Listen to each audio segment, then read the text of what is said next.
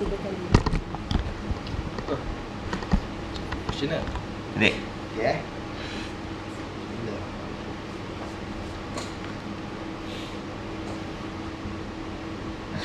Dah ada Ustaz? Okey, settle. Dah lama ni. Nak ambil masa. Baik. Bismillahirrahmanirrahim. Assalamualaikum warahmatullahi taala wabarakatuh dan selamat malam saya ucapkan kepada anda. Waalaikumsalam. Hari ini kita tersentuh mendengar satu kisah apabila seorang insan bernama Nazmi menceritakan tentang kasih sayang seorang. Betul?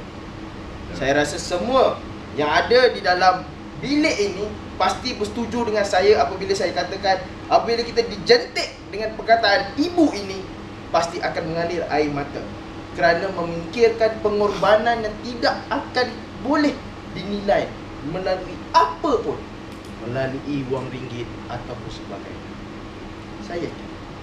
Jadi hari ini saya cuba bercerita kepada anda mengenai satu perkara yang mungkin di luar logik akal fikiran. Mengenai bagaimana usaha untuk mencapai kejayaan di dalam dunia pidato yang telah saya lalui sepanjang 25 tahun. Saya diberi peluang untuk bernafas di muka bumi Allah ini. Tuan-tuan, saya tidak bersama dengan anda. Tuan-tuan, saya tidak sempurna seperti anda. Anda semua boleh bercakap. Mungkin di antara kita paling kurang umur 2 tahun sudah boleh berkata baba, mak dan juga sebagainya. Tapi saya tidak dibenarkan, tidak diizinkan oleh Allah Subhanahu Wa Taala ketika umur saya kecil untuk berkata perkataan. Tuan-tuan, anda semua boleh bercerita dengan baik. Anda semua boleh menceritakan kehendak anda dengan baik. Darjah 6 saya tidak pernah lulus, apatah lagi di dalam bahasa Melayu, terutamanya pemahaman, terutamanya pemahaman, bukan penulisan. Kita ada 2 A kalau nak dapat dahulu kali. Saya tidak pernah dapat, tuan-tuan, sebab saya tidak boleh berkata dengan baik. Saya takut berhadapan dengan orang ramai. Jadi saya mencari peluang.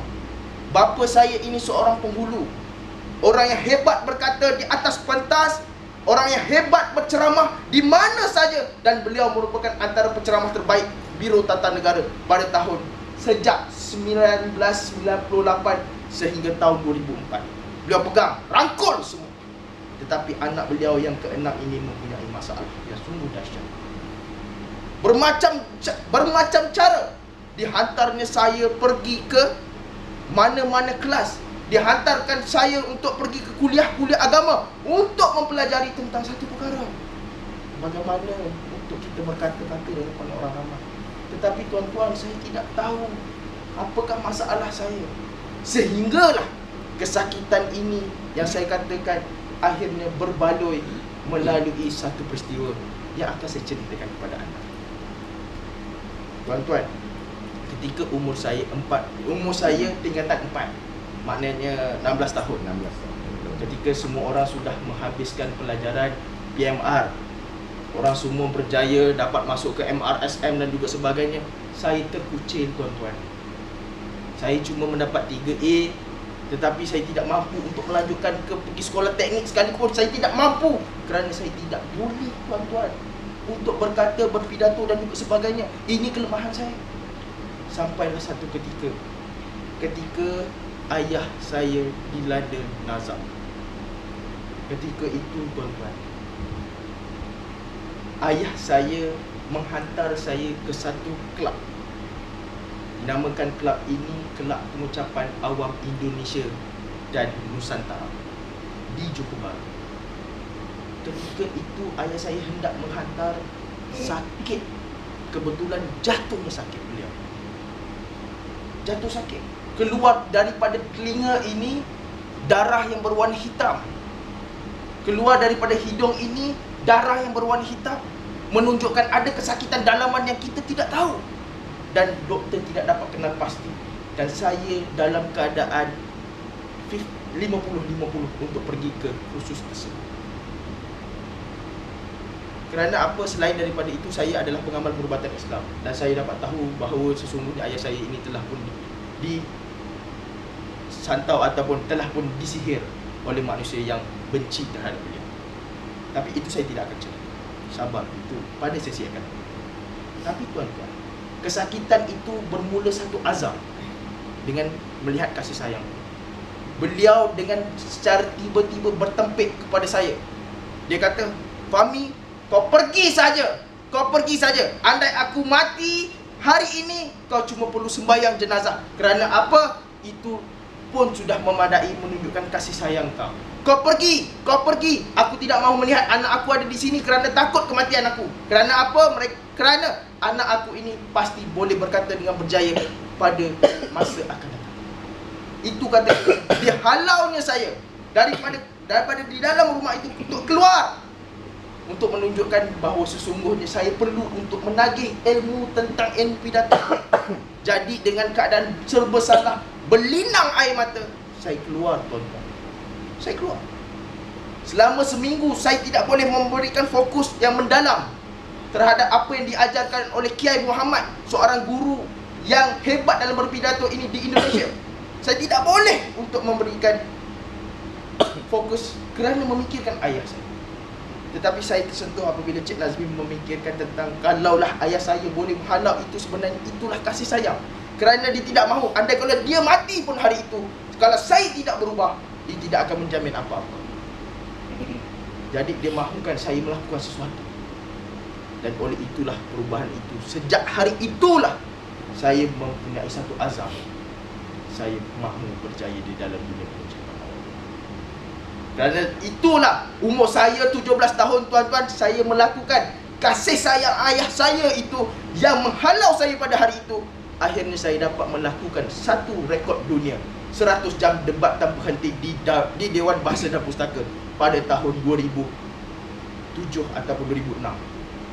Dalam kerangka masa itu, melakukan satu kejayaan. Dan hari itu, tuan-tuan, dalam keadaan ayah saya terlantar apabila mendengar anak ke-6 ini yang baru boleh berlatih untuk berkata-kata, akhirnya berjaya memecahkan satu rekod dunia, iaitu debat 100 jam tanpa henti di Dewan Bahasa dan Pustaka.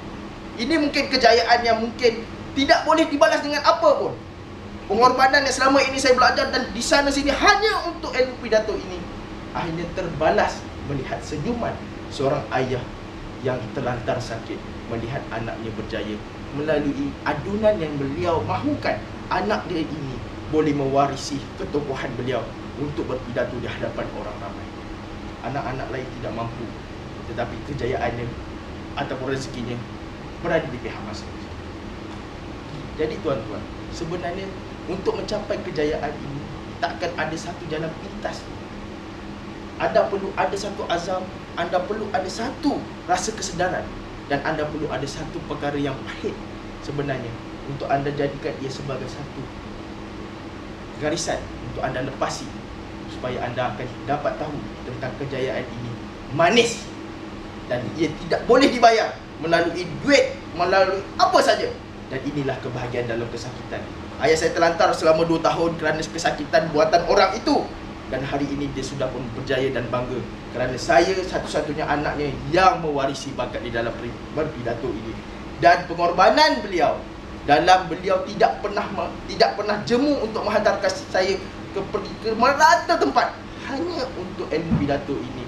Akhirnya, tuan-tuan, selain daripada ayah saya sembuh, sangatlah indah apabila dapat melihat ayah ataupun hero yang tidak didendangkan ini tersenyum melihat penantian dan kesabaran menunggu hasil yang disemai sejak saya berumur 8 tahun untuk dibawa ke sana ke sini, melihat orang berpidato dan sebagainya, terbalas apabila saya mampu untuk menjadi seperti yang beliau harapkan.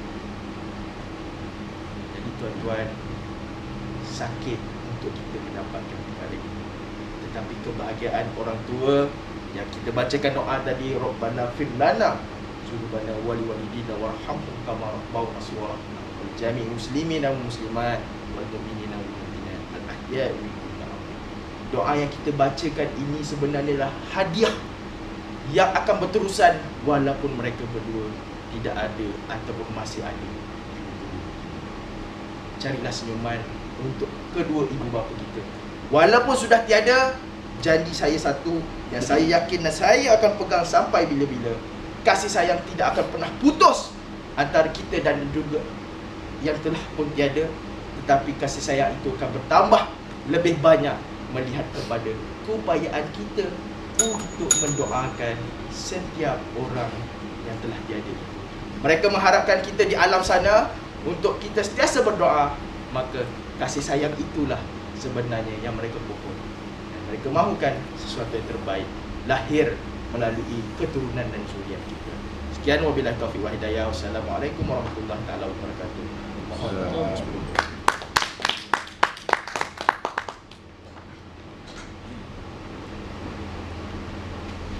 Tuan P. Sudah.